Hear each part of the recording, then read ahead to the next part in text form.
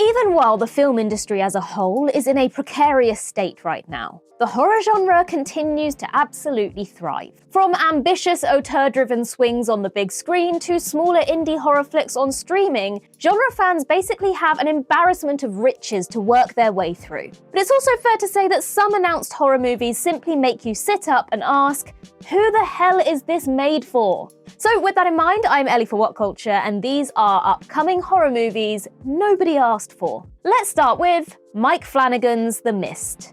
It was recently announced that a new adaptation of Stephen King's 1980 cosmic horror novella The Mist is in the works, with the great Mike Flanagan set to write and direct. Now in theory, Flanagan's involvement should be a cause for celebration, considering both his stature in the horror realm and prior success adapting King's works. But Frank Darabont's previous 2007 film already did such a fantastic job of translating King's source material to the big screen, complete with a bleak new ending which King himself said he wished he'd come up with, that it's tough to see how a new take can really compete. Again, Flanagan is tremendously talented and has already assured fans that he's planning to do something very different with King's original story. But considering we already have a very, very good big screen version of The Mist, this can't help but feel like a waste of his creative energies. Basically, nobody asked for it, but it'll probably be pretty good anyway, albeit endlessly compared to Darabont's original. Pinocchio Unstrung. Pinocchio Unstrung is the latest entry in the Twisted Childhood universe, a head-scratching franchise that adapts popular childhood stories into slasher movies once they've entered the public domain.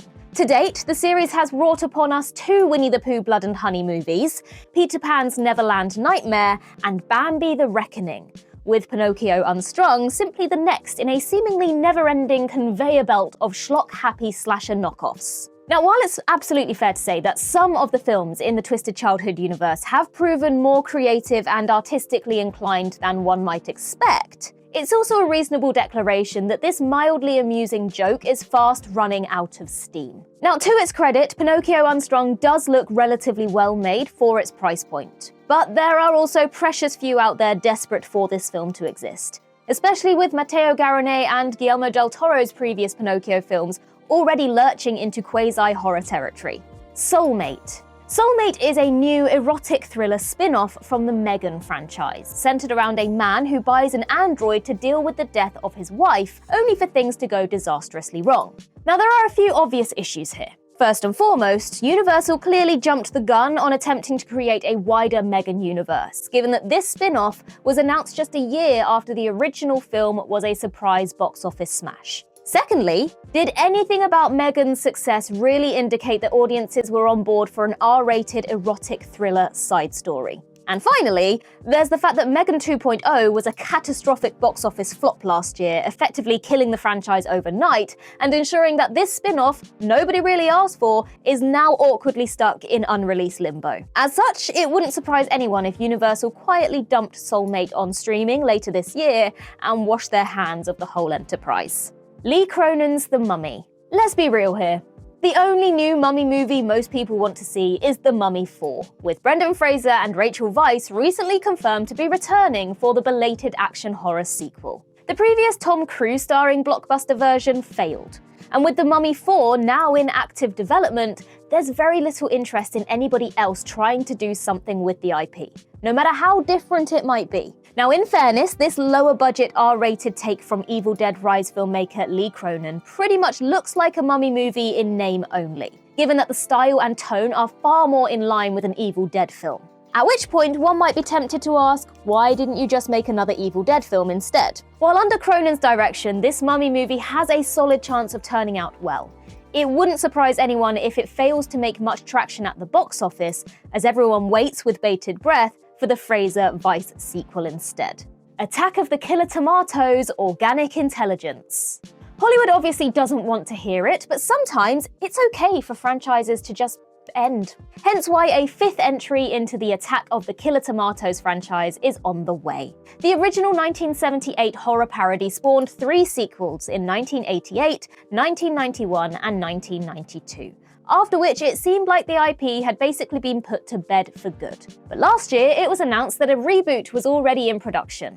Attack of the Killer Tomatoes: Organic Intelligence. More to the point, the great John Astin, who appeared in the 3 previous films as Professor Mortimer Gangrene, will be reprising his role once more at the grand age of 95. Even with legacy horror sequels and requels being all the rage right now, how many people in the world have been actively jonesing for a new Attack of the Killer Tomatoes? And yet, this wildly late-to-the-party entry has already had its premiere and is currently awaiting general release.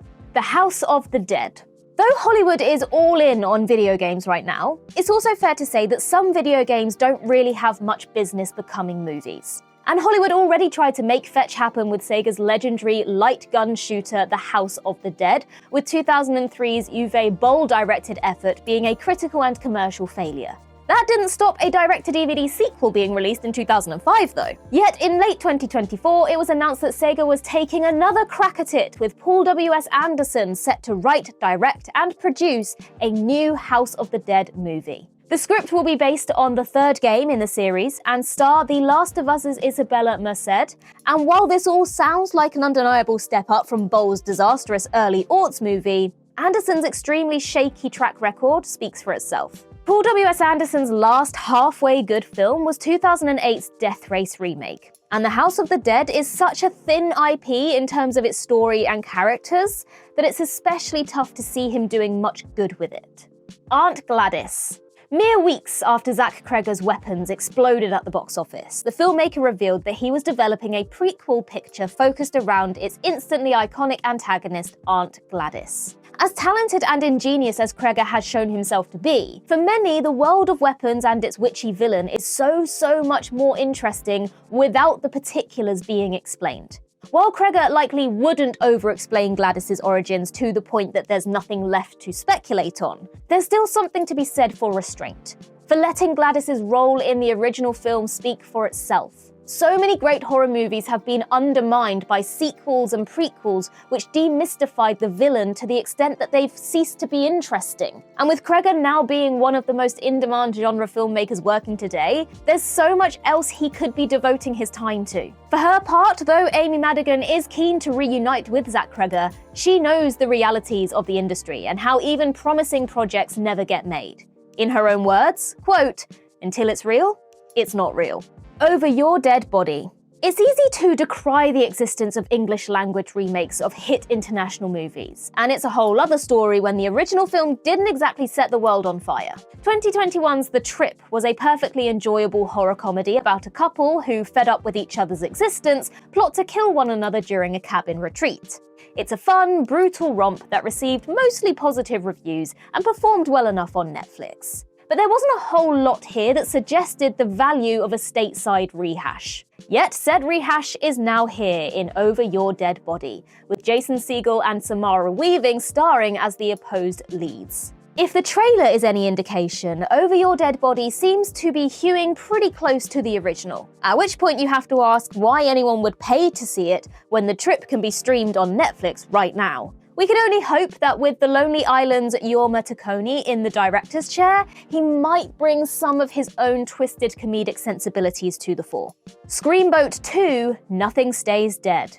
The Twisted Childhood universe isn't the only outfit putting out public domain slasher flicks like there's no tomorrow. And last year we also saw Screamboat, a slasher starring the original Steamboat Willie iteration of Mickey Mouse. The film received mixed reviews, with most praise being afforded to Terrifier star David Howard Thornton's central performance as Willie. But it evidently made enough bank against its low budget that a sequel was announced last October. The cynically titled Screamboat 2 Nothing Stays Dead will follow up the first film's post-credits tease by having Willie team up with Minnie Mouse.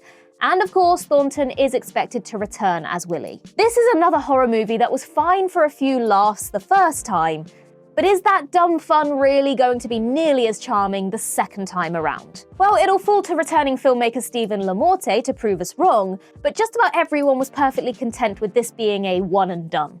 The Faculty Remake. Robert Rodriguez's 1998 sci-fi horror film The Faculty is a stupendously entertaining high school set homage to Invasion of the Body Snatchers. And from its cast to its overall vibe, it's firmly rooted in that distinct late 90s flavour. But last year, a remake was confirmed to be in the works, with Rodriguez himself set to return as a producer, while companion filmmaker Drew Hancock serves as writer-director.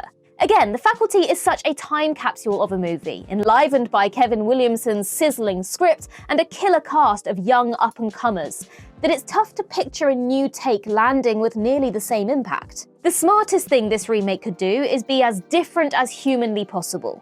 But even so, considering the original is a well-aged riot to this very day, there's not much interest in a retelling among genre fans. Thread an Insidious tale. There's no denying the enduring popularity of the Insidious franchise, given that the recent fifth film, Insidious: The Red Door, was by far the series' most commercially successful entry. Terrible reviews be damned. There's evidently plenty of hunger for Insidious then. And in addition to a sixth mainline film due to release later this year, Blumhouse is working on a spin-off tentatively called Thread an Insidious Tale. Thread will focus on an entirely new set of characters, with Mandy Moore and Kumail Nanjiani playing a couple who use a spell to travel back in time and prevent the death of their young daughter. We can assume, though, that this act has disastrous consequences. If the movie has only a tangential at best relation to the main Insidious franchise, at that point it's just a shameless branding exercise.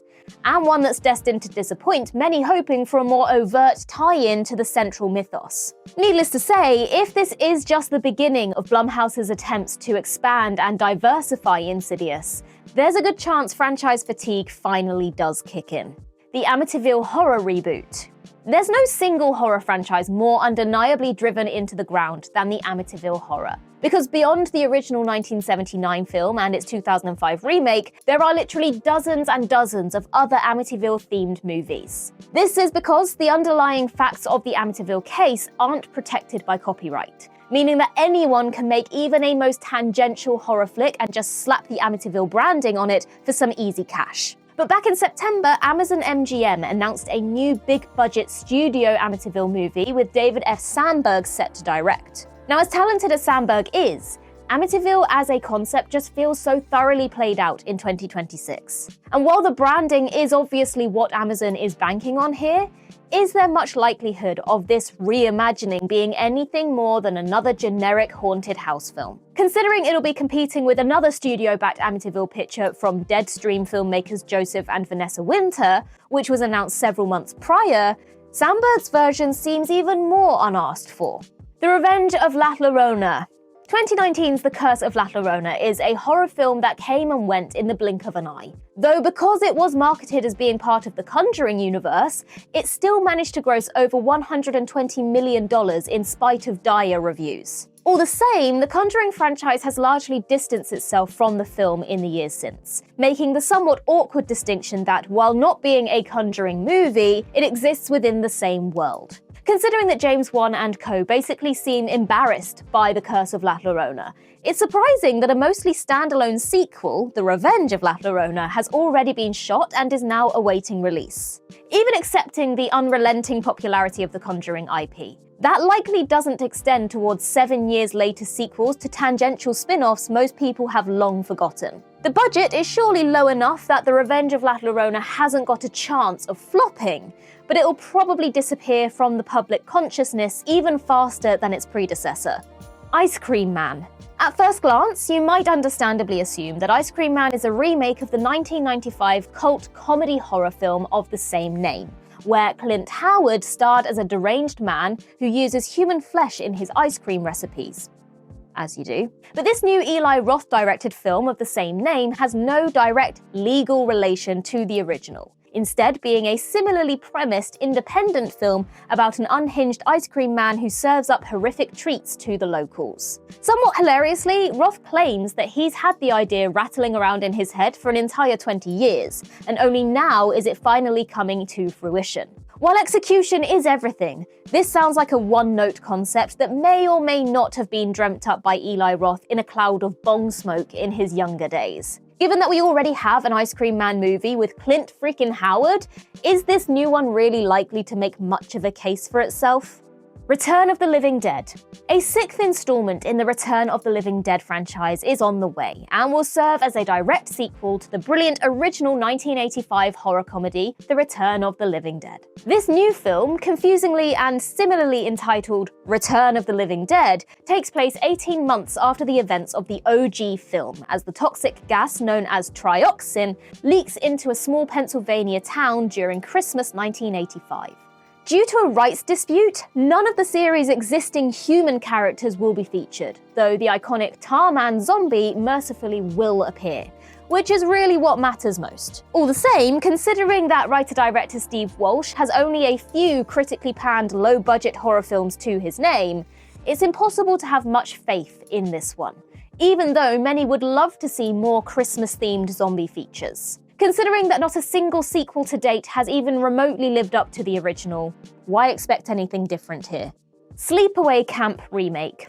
Sleepaway Camp is one of the most unforgettable slasher films of all time, in large part thanks to its shocking and wildly divisive ending, which has remained a talking point ever since its 1983 release. 4 mostly forgotten sequels have followed, but now a remake is on the way courtesy of a most unsuspecting party. SNL legend Kenan Thompson and his production company Artists for Artists. While a new Sleepaway Camp directed by a young rising filmmaker could offer a more current take on the original picture's clumsily handled themes, Thompson has instead hired the original writer-director Robert Hiltzik to once again write and direct. This is a remake that desperately needs a hungry, scrappy director at the helm, not the original filmmaker whose scant filmography suggests he's got little to bring to the table. Or more to the point, Sleepaway Camp is probably better off left as a divisive cult horror movie. Don't Go in That House, Bitch.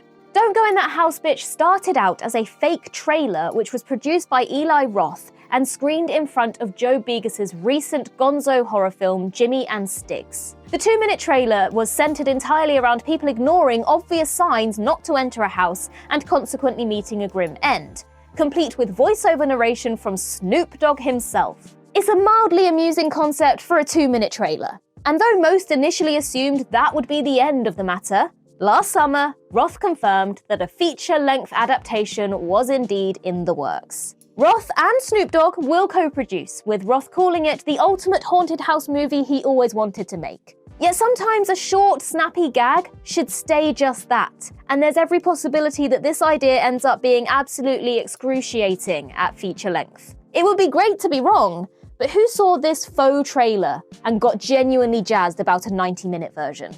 Audition Remake. The fact that Hollywood hasn't managed to crack a remake of Takashi Miike's Audition in the more than 25 years since it came out is all the proof you need that it probably shouldn't happen.